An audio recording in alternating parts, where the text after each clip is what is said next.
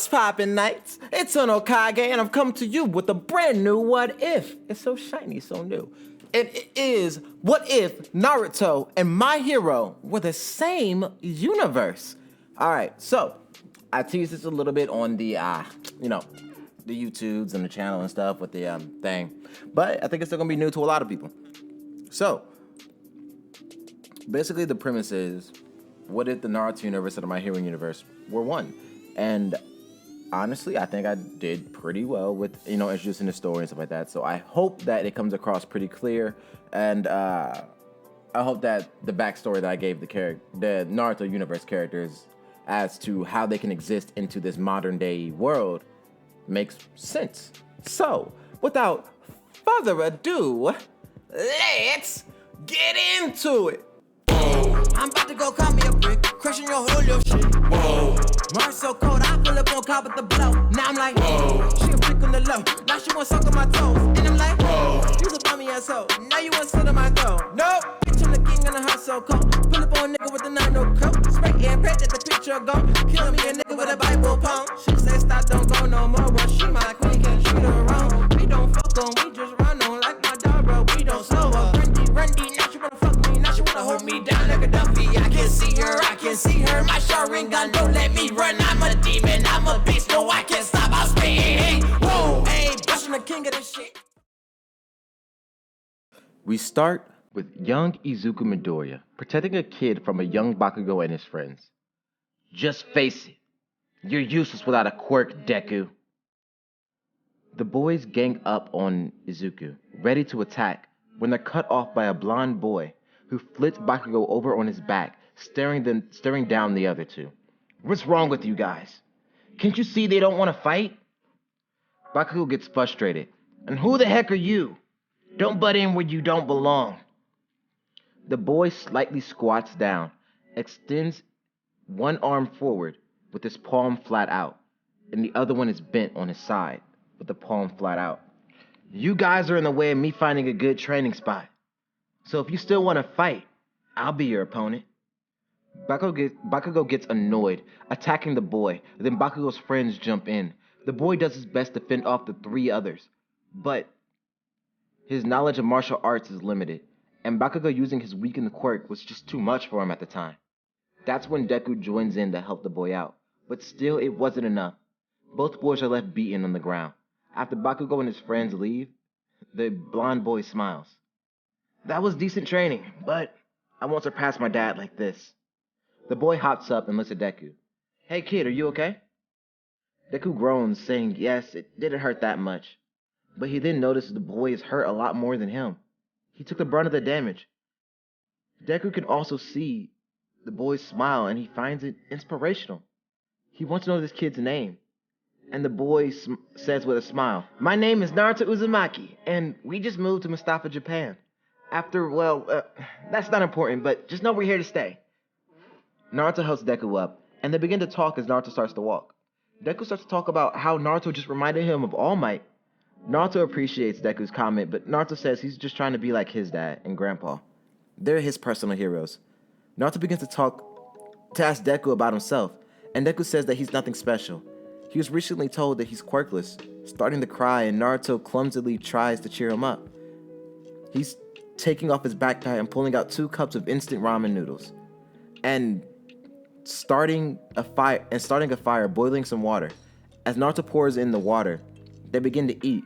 Izuku notices that Naruto's wounds are healed already, and Deku starts to ask about Naruto's quirk, and Naruto frowns. Oh, Izu, I hate my quirk. Izuku's confused. What do you mean? Naruto sets down his ramen. Izu, my quirk is hard to control.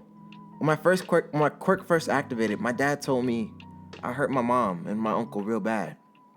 And my mom is still recovering, so I'm training to become a hero without needing my quirk. Izuku is inspired by the boy. He finishes ramen and hop up. Naruto, I want to be an amazing hero, just like All Might, despite not having a quirk, so Naruto, would it be alright if I trained with you? Naruto picks Deku up, patting him on the back, with a huge smile on his face. Of course! I brought a whole bunch of water, so first order of business is to run 10 laps around this park. Then 100 push-ups, 100 sit-ups, It's a ninja star training practice. Deku questions why ninja star accuracy, and Naruto smiles. Yep, I brought targets and everything. The place where I'm from is a ninja village, but enough of that. Let's get started. The two begin to train. Naruto is already in great shape for a kid his age. When his uncle and dad are free from hero work, they train and spar with him. He actually thought that this would be a light workout for Deku, but his new friend is drenched in his own sweat. So Naruto stops running and hands Izu a bottle of water. Maybe we should slow down for a bit? Deku catches his breath and says, No, I can't be a great hero if I take it easy. I can keep going. Naruto smiles. Then let's go. We got 9 laps left. So they do, chatting and joking the whole day, training at the park till sundown. Naruto's unstoppable ball of energy and Deku just won't give up. And that's when Izuku's mom shows up, Inko Midoriya. Izuku, I was worried about you. It's so late and you haven't come home. Sorry, Mom, I lost track of time with my new friend. She questions, new friend. She looks around to see Naruto standing alone off to the side, looking dejected, grabbing his bag and preparing to leave. Deku looks at his mom, asking Naruto to come over to stay and eat. She says she doesn't know, his parents might be worried. But she looks around and she doesn't see anybody coming for the boy. So she asks him, It's Naruto, right? Where are your parents? Naruto offers a sorrowful smile. My mom has been in the hospital for a long time, and my dad and uncle are always out on hero work, so they don't really come home. Inko and Midoriya begin to insist that Naruto comes over to stay at least for dinner, and Naruto agrees, not wanting to be lonely for another night. You guys really don't give up, huh? You know, I like that. So he goes with them, and when he reaches their home, Inko apologizes because it's so small. Naruto stays silent, awestruck by the home. He feels so safe right now. He can't explain it, but this feeling he has right now, knowing what he doesn't have for himself, he gets caught in the moment, and he can't hold back. He begins to cry. After a while, he notices he's being comforted and held by Izuku and his mom. He can calm himself. Inko tells Naruto and her son to wait a bit. She'll have dinner ready, so Naruto and Izuku begin to chat and play. Izuku begins to talk about All Might, and Naruto talks about his dad Minato and his uncle Jiraiya. And as they get into a heated debate about who's the best hero in the world, Inko breaks it up, telling them to come to dinner. As they finish eating, she sends them to Izuku's room to rest. As the two wind down, Naruto begins to ask, Hey, Izu, who was that guy that was picking on you at the park? Izuku snuggles in his blanket. Oh, you mean Kachan? Yeah, me and him are friends, but sometimes it can get pretty aggressive. Naruto begins to laugh. Yeah, I kinda had a friend like that. His name was Sasuke. Once he figured out what my quirk was, he started to treat me like everyone else. Izuku leans toward Naruto. You really hate your quirk, huh, Uchan? Naruto giggles, Uchan. Izuku smiles. You've been giving me a nickname, so I gave you one. The boys laugh, and Naruto finally gets comfortable in his futon that's been placed on the ground for him, as he says before he goes to sleep, Izu, you say you don't have a quirk, but you have the quirk that I respect the most, the quirk to never give up.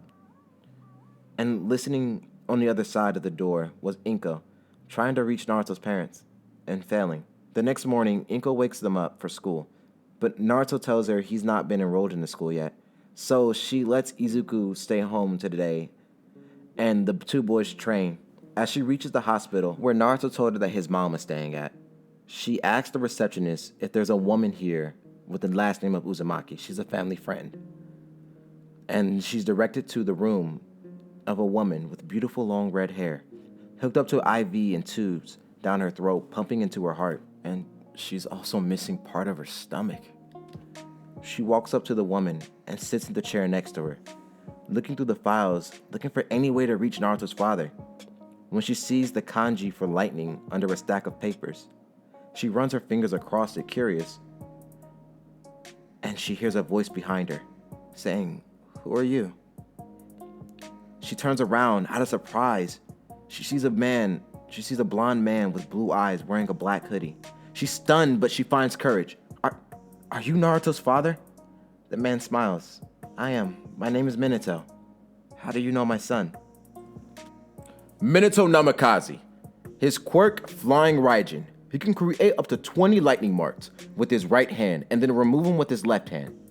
When he has a mark, he can instantly teleport between the two, silent as a ninja. Now back to the action. She tells him that Naruto and her boy made friends.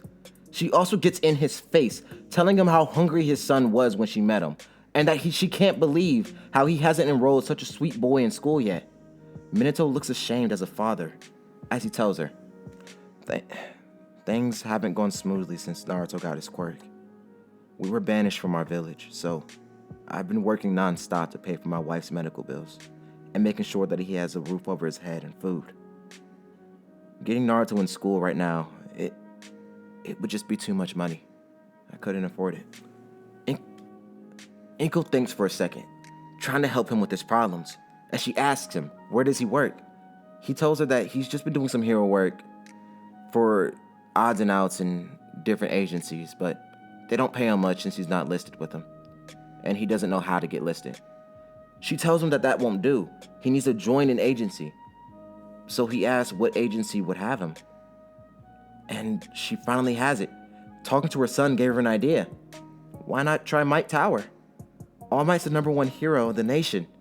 I'm sure he can help. So Minato asks, where is it? She tells him that it's in the Rapunong. Oh my fucking god, why? My hero, your name. She tells him that it's in the Roppongi district of Tokyo. He smiles, saying thank you, while placing his hand on her shoulder. And like that, before her eyes, he's gone. So she heads to the park to watch the boys play and train, and she finds that Naruto is a real hardworking kid. Her boy is struggling to keep up, and Naruto hasn't even started sweating. But Naruto has his backpack full of water and snacks, and is more than willing to share with Izuku. Naruto is just happy to have a friend. After a while, Izuku notices his mom, and they walk over to her. They're dirty but happy, and she loves to see these looks on their boys' faces. She can't help but to smile with them. The boys go back to their training. She gets a little concerned at the ninja star practice, but she notices how much Naruto guides Izuku. Though it seems he's not good at explaining how to do it, Naruto then tells Izuku that they are going to spar. Izuku is scared, but Naruto tells him don't worry. I'll defend and you attack, and I'll critique your form. Izuku asks what martial arts does Naruto know. Naruto smiles, feeling excited and proud. My uncle said I mastered boxing, but I'm learning Taekwondo, Aikido, Kung Fu, and Shuriken Jutsu. But these all fall under Taijutsu, he said. I still have a long way to go, and my uncle and dad should be back in a few months. I'm going to show them how far I've grown, so let's get started. They do, and Deku is lacking in grace, but when Naruto shows him, he really gets it, and they train like this for a few months. Naruto trains while Deku is at school and Inko is at work. He gets lonely, but he distracts himself, and Izuku and Naruto are actually getting really strong. He gained a lot of muscle and stamina, while Naruto's form and martial arts have improved greatly, and their training has become more intense.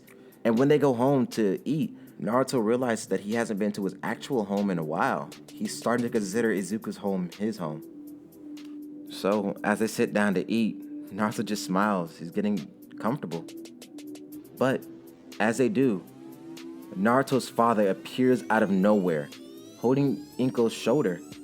Before he lets go, Naruto jumps up to hug his dad. Inko is shocked, and Izuku is amazed at this quirk. It's so awesome. Minato speaks. Thank you for looking after my son. But can I ask you to continue to do so while he goes to school? Naruto smiles. You mean I can go to school with Izu? Minato smiles. Yeah, your dad got a job at All Might's agency, and he's doing really well. Oh, that reminds me. Inko, thank you again.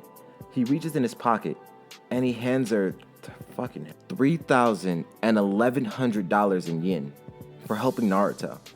She tries again to hand it back, but Minato just teleports away. And the next day, Naruto shows up in Deku's class, and they continue their training after school. For the next 8 years, Deku and Naruto are 16. They've been training every day. Their class is talking about careers. Naruto's asleep, and Bakugo, who's pretending to sleep, says, "Hey, teach, Don't lump me in with these bunch of losers. I'm the real deal. These guys will be lucky to end up as a sidekick to some busted D-lister. Naruto stays asleep, and Deku raises his hand, a bit more confident than in canon. Actually, I'd like to go to UA. When the class starts to laugh at Deku, Naruto finally wakes up. What the hell is so funny, you guys? Bakugo gets in Naruto's face. What's so funny is that quirkless wannabe Deku wants to get into UA. Naruto gets back in Bakugo's face, and they're butting heads like always. And Izu will make it. I'm taking the exams as well, and we'll get a higher score than you, asshole. Deku tries to calm the situation down like always, but this time, Bakugo's angrier than usual. He gets back in Naruto's face. Who are you calling asshole, you pissant? When you know you're worse than Deku. You have a quirk, but you're afraid of it. You're a coward. While Naruto stands and puts his foot on top of the desk looking down at Bakugo saying, oh yeah? Well, without a quirk, I put your ass in the ground so many times I lost count. And Deku finally yells, having enough of this. Uchan, Kachan, that's enough. All three of us want to be heroes. Let's take this test and our results will speak for themselves. Okay? Naruto gets silent, listening to Deku and backing down and getting back in his seat, while Bakugo is still agitated. He looks down at Naruto and says, you really are a coward. And you, Deku? He says as he charges over to Deku's desk, grabbing his notebook full of quirks that Deku's been studying up on for years and exploding it between his hands. If either of you actually join the exam, I'll kill you both. And as those words leave his mouth, Naruto springs from his seat, punching Bakugo in the jaw, launching him into the chalkboard, cracking the wall, and destroying the chalkboard underneath the force of the attack. Deku is shocked as he looks at Naruto. He sees that Naruto's eyes are red and feline, and the whiskers that are on Naruto's face are afraid as Naruto speaks through a roar. You asshole! Do you know how important that was to Izu? Apologize! Izuku just watches, speechless, as he monologues in his head. Naruto Uzumaki, his quirk, Kurama. When he's under stress or feeling intense anger, his power and senses greatly increases up to 10 stages. And with each stage, he loses himself more and more.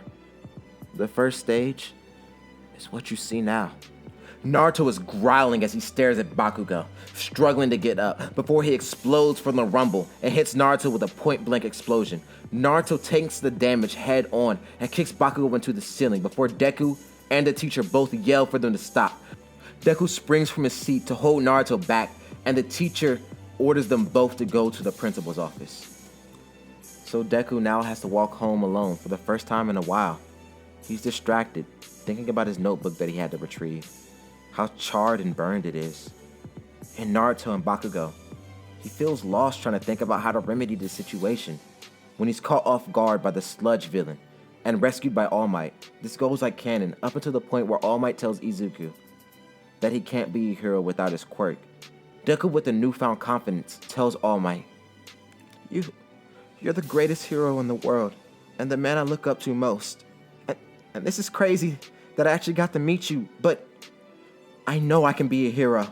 Me and my best friend have been working hard for years, so I know I'll prove you wrong, All Might. All Might is shocked, in fact speechless. As the wind blows past the two, All Might begins to leave, and Deku sees that a villain is attacking. He sprints down the stairwell, meeting up with Naruto, who was on his way. The two meet up and see Bakugo is the next victim. The two rush in together to save him. Naruto throws his pencils directly into the villain's eyes to distract him while Deku grabs Bakugo, and Naruto continuously and precisely is throwing small objects that he can find, aiming for the villain's eyes to distract him from Deku. It starts to work. They have almost retrieved Bakugo when All Might steps in and handles the villain with one mighty punch as Naruto and Deku begin to walk home. They're cut off by All Might. Both boys are shocked as All Might says, I am here! Before he coughs up blood and returns to his normal Small Might form. And Naruto is shocked, leaning into Deku's ear saying, who the hell is this weirdo? And Deku, with a huge smile on his face, says, Uchan, this is All Might. He was injured a while ago, he was telling me. Naruto then walks up to All Might, holding out his hand. All Might takes the boy's hand and Naruto says, I wanted to meet you for a while. Thanks, All Might. You really helped my family out by giving my dad a job. All Might looks at the young boy and he says, you're young Minato's boy, right? Naruto. And you're this young man's friend. Naruto smiles. Yeah. So All Might continues. Young man, I came here to speak with you. Deku points at himself, asking, me? Yes. I want to discuss what you brought up earlier. About a quirkless boy becoming a hero. Naruto stands off to the side as All Might continues. Young man, when we first met, you told me you didn't have a power. So when I saw this timid, quirkless boy running into the face of danger, it inspired me. Young man, you too can become a hero. After hearing this, the words that he wanted to hear for so long, from his idol, he's on the ground crying, being told he can achieve his dreams. And Naruto walks up to comfort his friend saying, what I've been telling you, Izu, you're amazing. You could be a great hero. And that's when All Might says, and that's why I like for you to inherit my powers.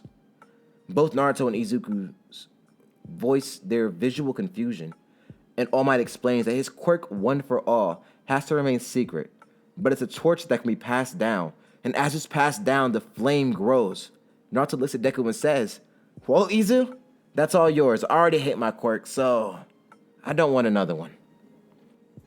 All Might asks, young man, why would you hate your quirk?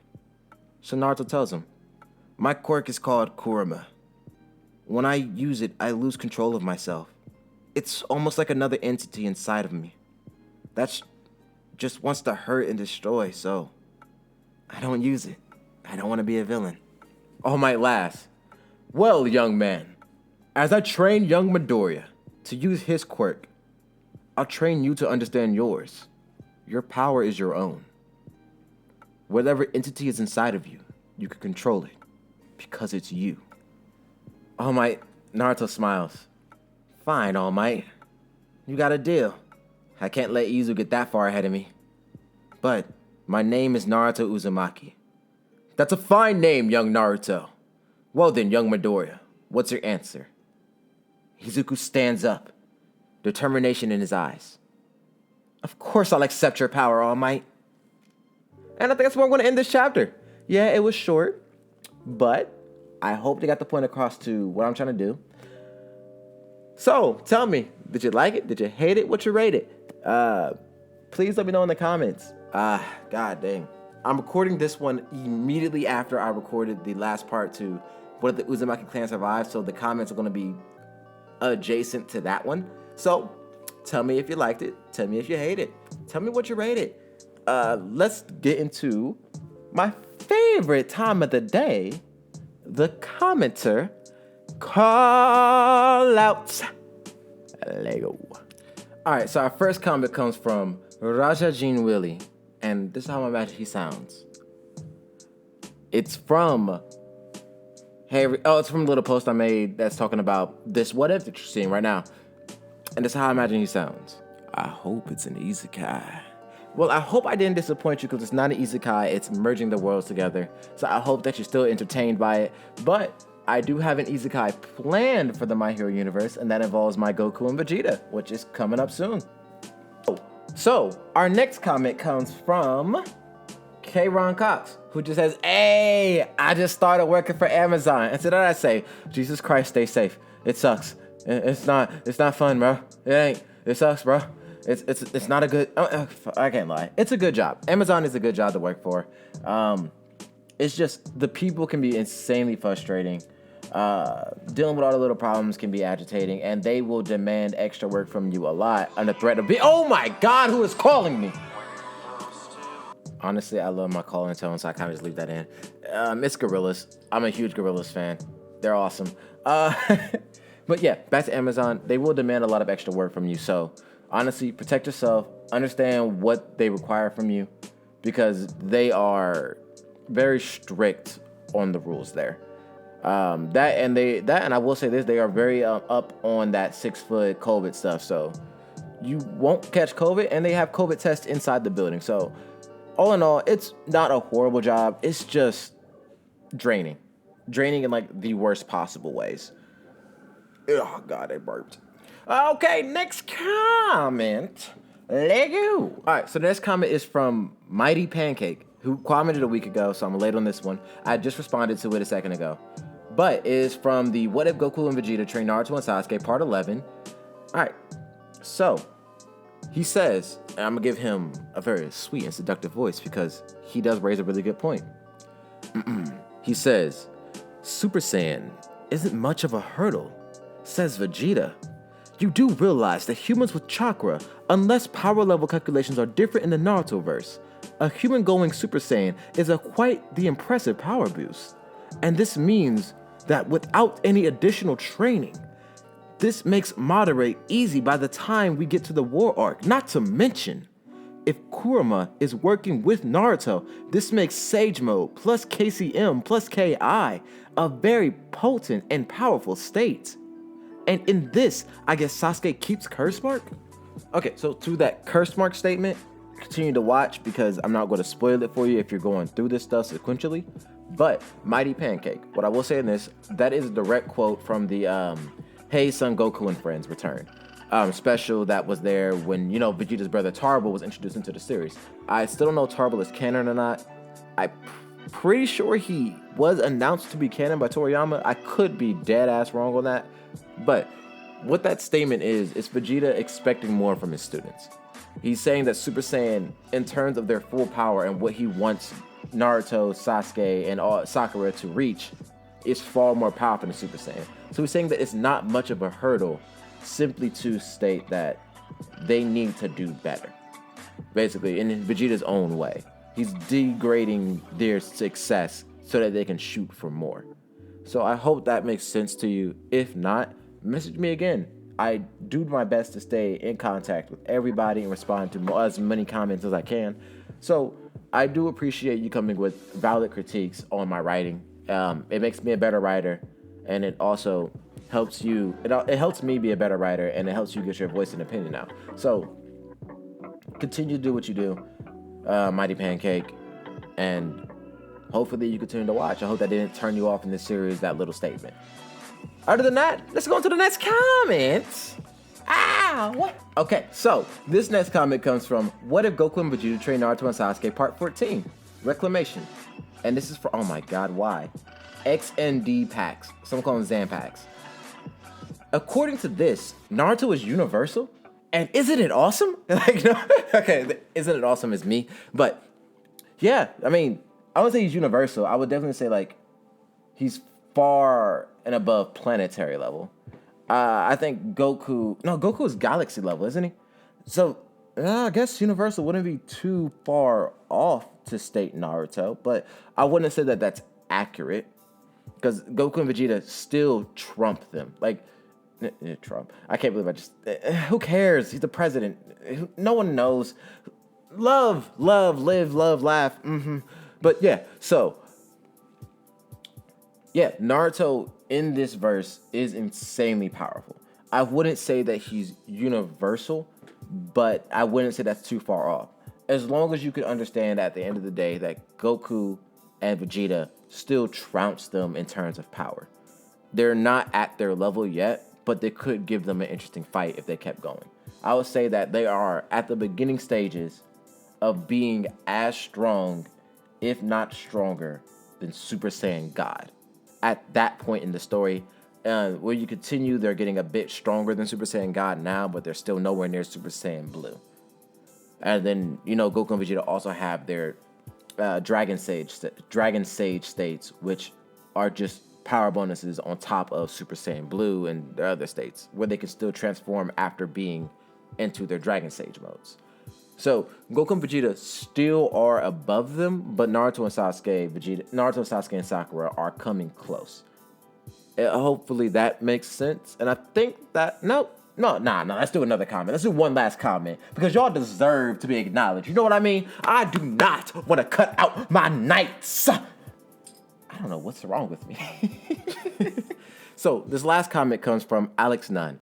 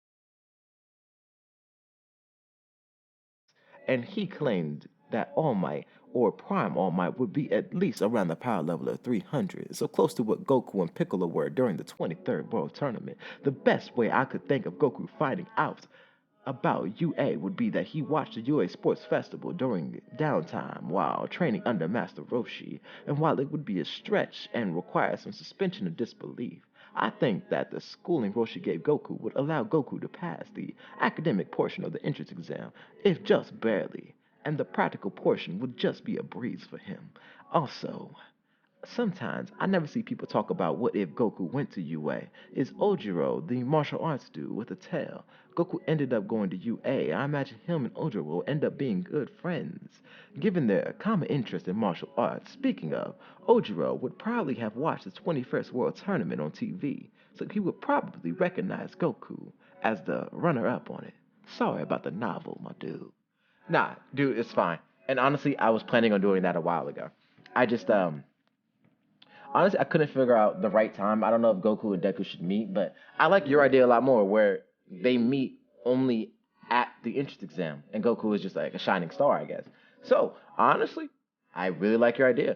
Hope you don't mind if I use it. I appreciate the concession. I appreciate the comment, and I hope you enjoyed my little seductive reading of your little novel, you said, Bubba.